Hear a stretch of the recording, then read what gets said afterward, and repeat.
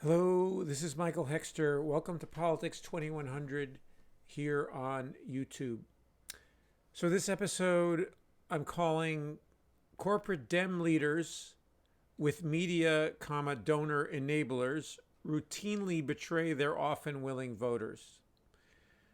So, this is a recasting of the last episode in a slightly different light to clarify the issues that are involved. So, and to also to denormalize what has become considered to be normal within the context of the Democratic Party base and the online liberal left, but not too far left. So not sort of social democratic and socialist and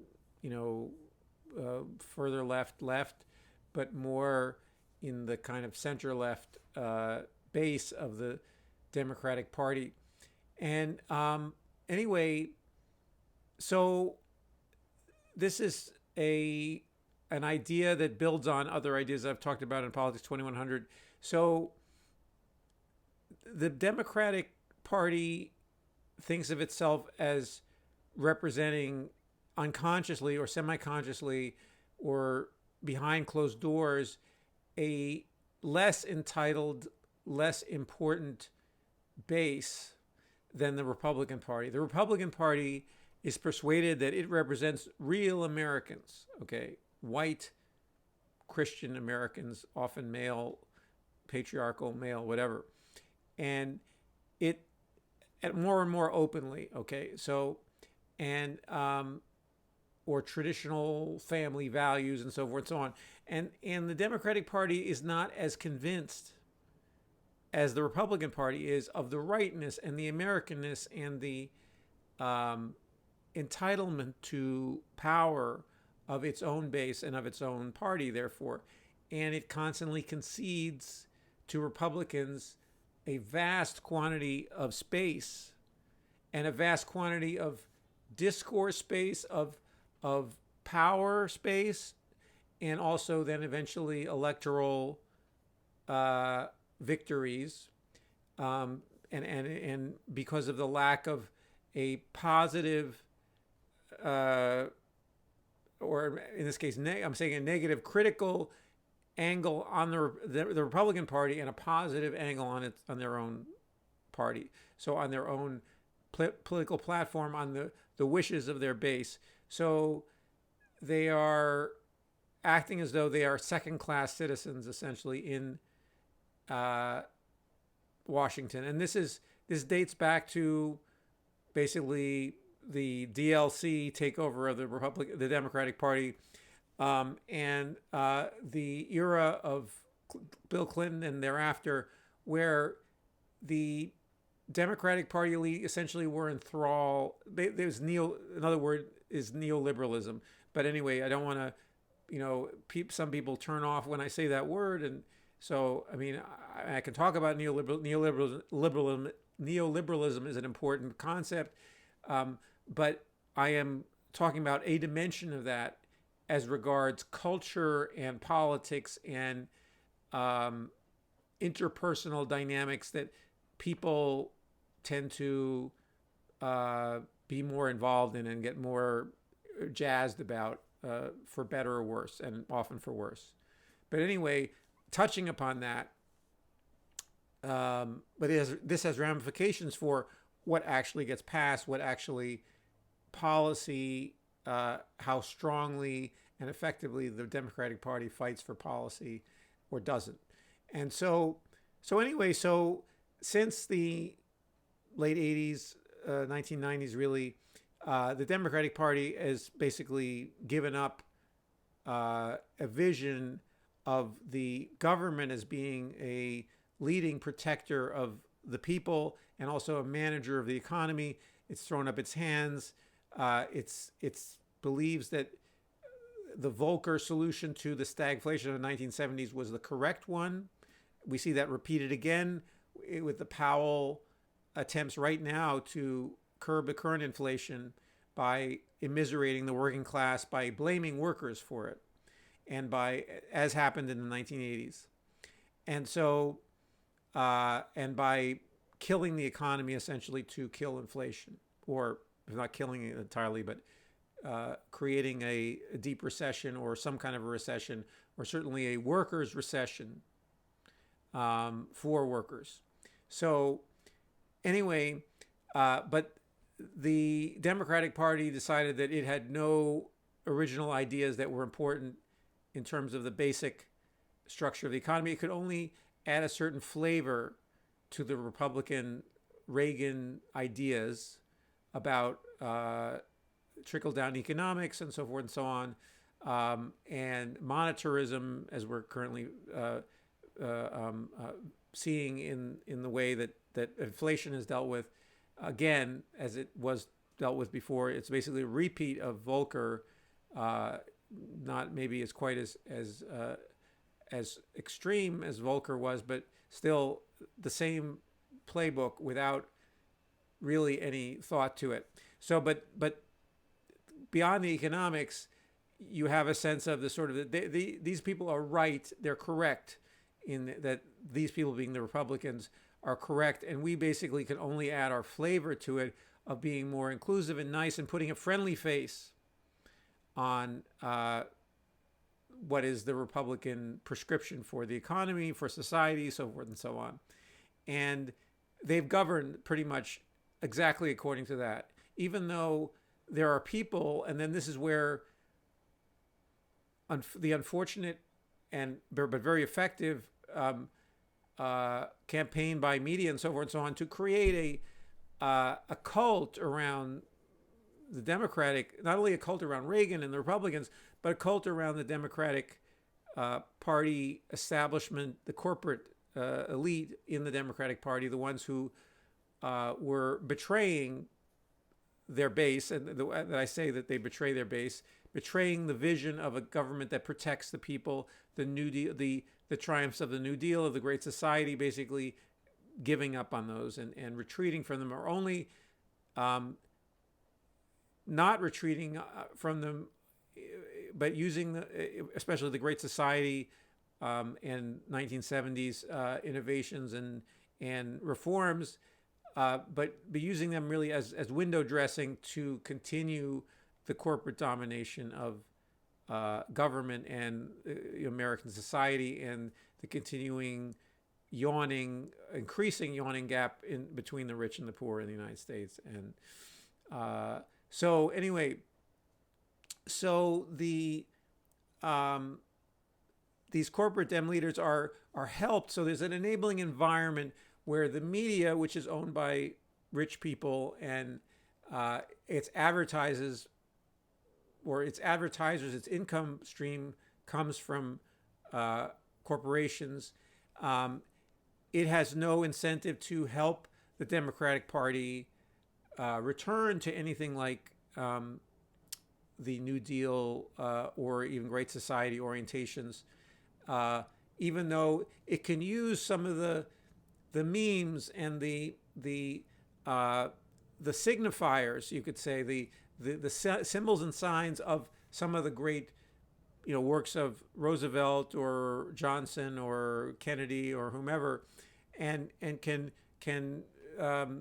create stories, various narratives that are cobbled together about the personalities and the nobility and the expansive social vision that is required. Therefore, sort of in coastal cities like New York and so forth and so on, or Los Angeles or San Francisco, create the sense of a environment of celebration of the diversity of our society in a sort of cultural way, but not create legal protections for that kind of society to continue existing, as we're seeing now with the Republican assault on a pluralistic, multicultural society, and an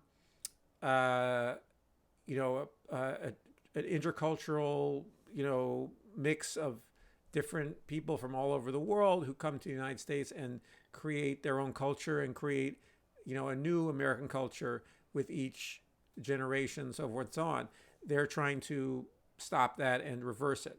So, but there's a set of symbols and a set of that is celebrated in the media and so forth and so on. And the Democratic Party elite is adept at using some of those symbols to shield their betrayal of their voters and the betrayal of the future.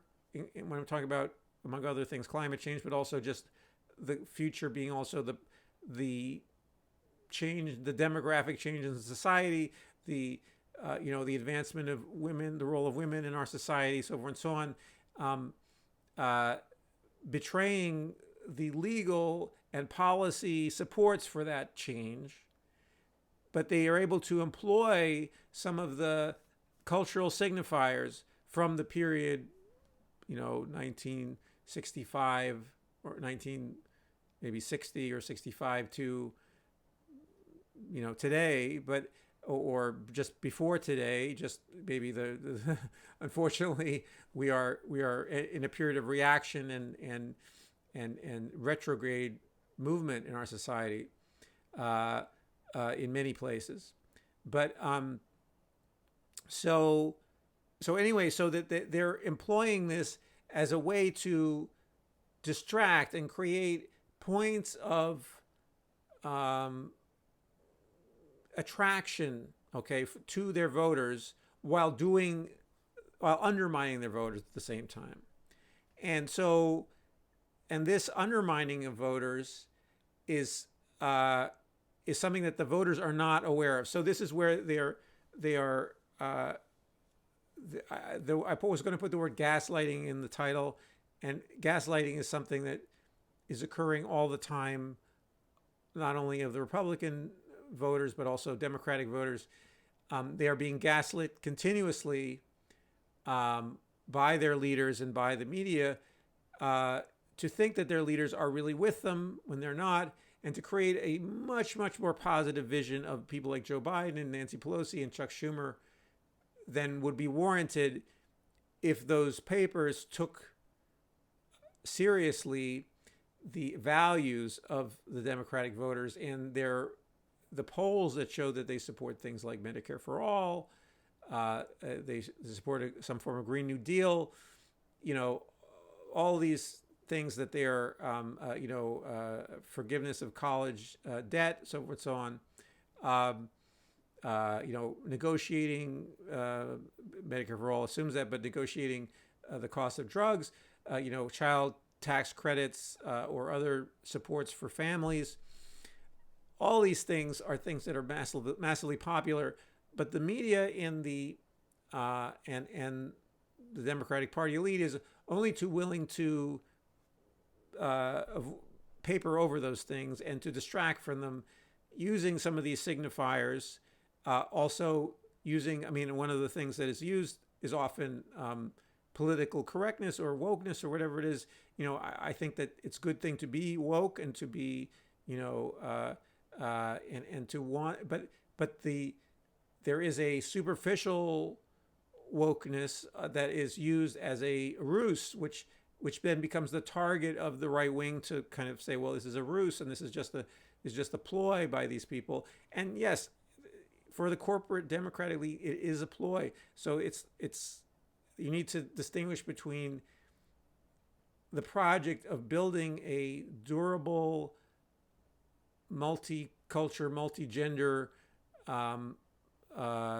evolving society rooted in reality, from the various shadow fights that occur around certain words that are used, or certain, or the way the right and the media have shaped, for instance, battles over, CRT or wokeness or so forth and so on, or cancel culture.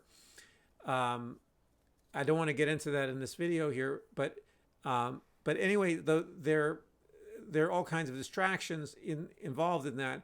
But the fundamental project of the corporate elite is to keep the Democratic Party fairly innocuous, if not constantly wounded or constantly self-defeating, and a leadership that is self-defeating. That's another way to put. I talked about them being Trojan horses. So they're literally self-defeating in their politics, and almost aggressively so, and undermining the needs of their base. And for instance, we have a Joe Biden who really is almost, militantly and obstinately, stubbornly against in his attitudes to some of the things like, for instance, police reform. He's been loading money onto the police as a sort of as an unreformed institution, and creating reinforcing essentially a fascistic culture of policing and of might makes right on the streets of America, which is against the whole impulse of what was happening in 2020, and also since then. That movement has made some mistakes, I think, that made it vulnerable to. But Biden is not interested in rescuing that movement. He's not interested he's fighting against it. Okay, literally, he doesn't like it. He likes the idea of traditional authority coming from might makes right, including from the police baton or the police. And not making police more responsive to being actually more effective, literally, in stopping crime, but also in not abusing their power, and in some sense supporting them in the way he's simply following the Trump formula of just saying, might makes right, and let's celebrate that, and let's parade around and pretend that we're strong by arming ourselves and parading around with guns and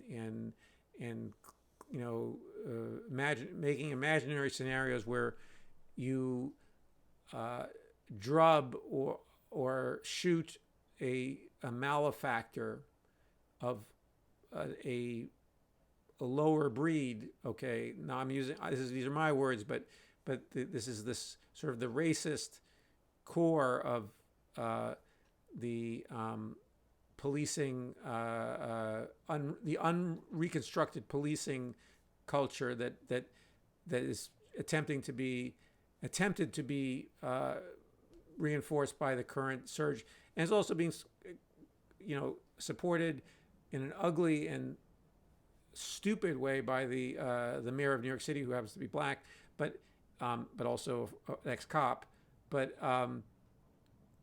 it has anyway, inside these narratives, inside these, I'm maybe focusing a little bit more on policing than I had planned to in this video, but that contains within it, I think, this idea that the Dem voters carry with themselves, and with their demands of they make a government, is that they are not really entitled to a better treatment. So we're not entitled to better policing. We're not entitled to responsive policing. We're not entitled to benefits like a child care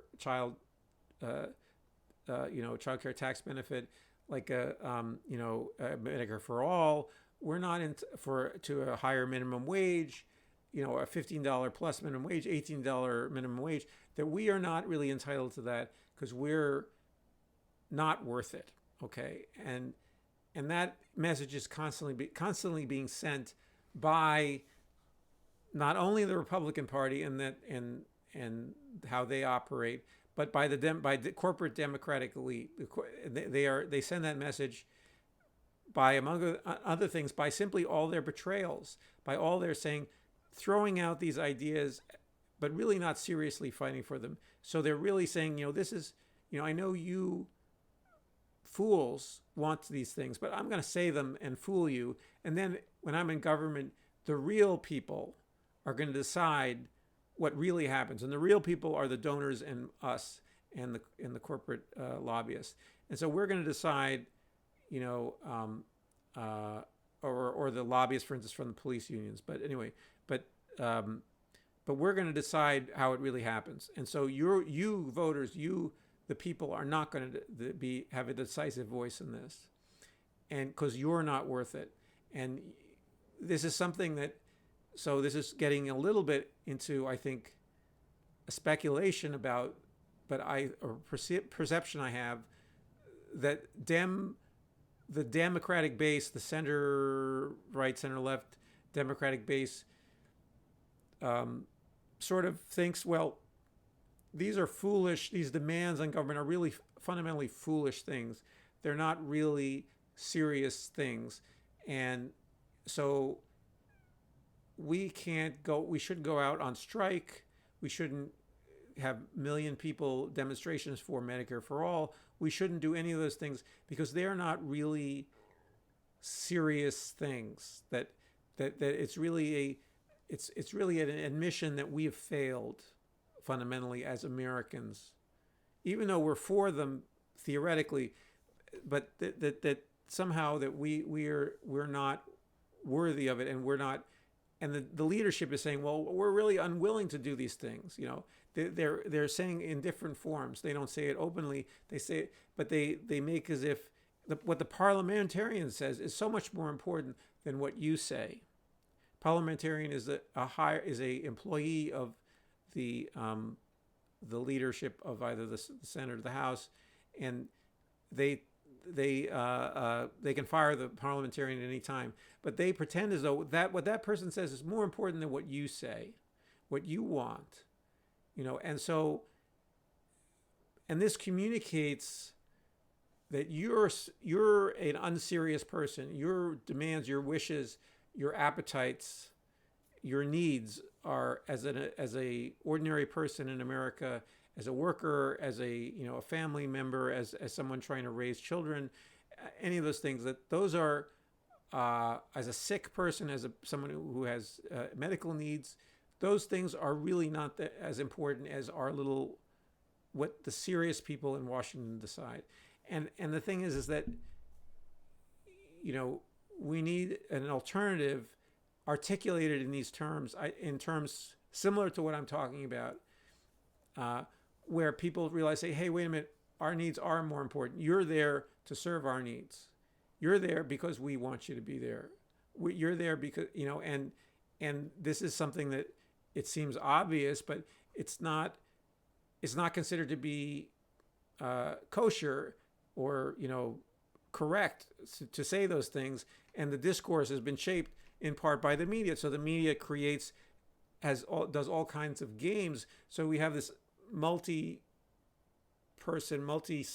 it's a surround sound, you know, system, so to speak, where you have multiple different instances, authorities, institutions telling you, yeah, you're not really that serious. It's not really serious. It's not, you know, to do these things. You know, it's not important enough. What the people in Washington are doing are important. What you want is not important.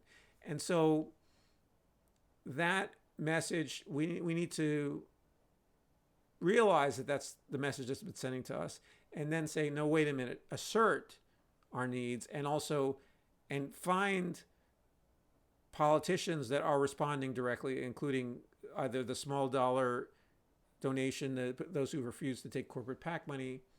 All those things are steps in that direction. They're not a total guarantee, but they're all steps in that direction. Supporting media that is telling you the truth about, that is responsive to you, that is a subscriber-funded media that's responsive to you and not to corporate advertisers. So anyway, I will take other cracks at trying to describe this, and I hope this has been helpful to some people in trying to understand the communications that are happening that make our electorate and people passive in the face of so much betrayal, so much and foolishness and spinelessness on the part of the Democratic leadership, fecklessness, ultimately betrayal, and in the way that I'm talking about as Trojan horses. So, or I used the word Trojan horse in the last video. Anyway, so let me stop here, and please share your thoughts in the comments below. And if you're liking Politics 2100, please subscribe, and also please like this video if you thought it contributed just a little bit to your understanding of what's going on. And I look forward to seeing you in the next video.